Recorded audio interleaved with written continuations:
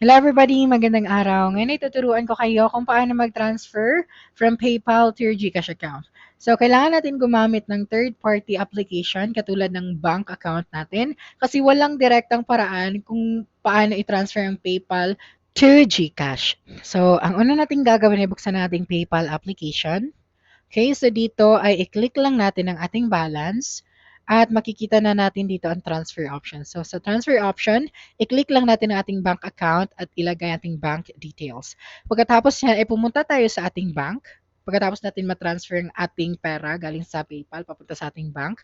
At kapag nandito ka na, ang gagawin mo lang ay i-click mo ang transfer option na nasa pinakababa at i-click ang to another bank option.